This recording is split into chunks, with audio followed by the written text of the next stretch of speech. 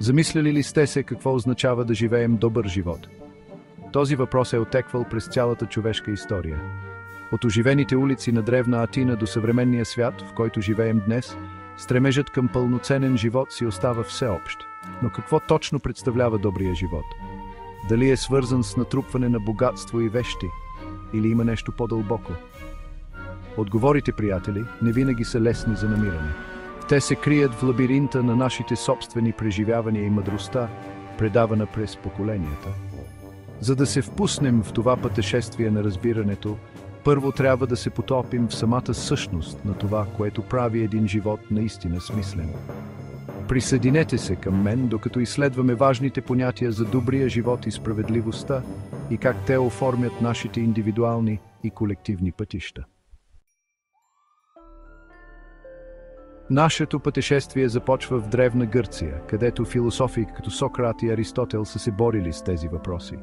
Сократ, известен с неуморните си въпроси, вярвал, че живот без размисъл не си струва да се живее.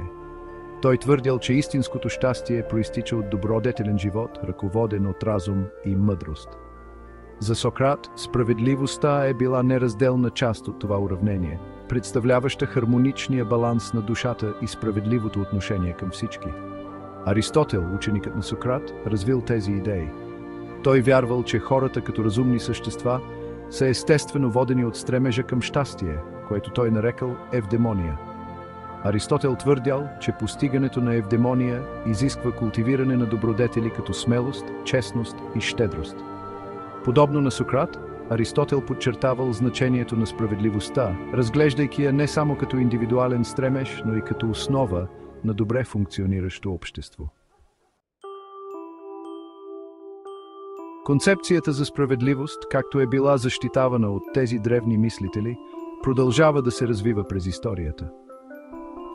От законите на Древен Рим до Магна Харта, от идеалите на просвещението за свобода и равенство до съвременната борба за граждански права, стремежът към справедлив свят е бил движеща сила в оформянето на цивилизациите. Докато специфичните прояви на справедливост могат да варират в различните култури и епохи, основният принцип остава постоянен – осигуряване на честност, равенство и защита на правата на човека. Днес сме изправени пред нови предизвикателства в стремежа си към справедлив свят. Глобализацията, технологичният напредък и екологичните проблеми представят уникални етични дилеми, които изискват нашето внимание. Докато навигираме в тези сложни ситуации, мъдростта на миналото може да ни води в разработването на иновативни решения, които поддържат принципите на справедливост за всички.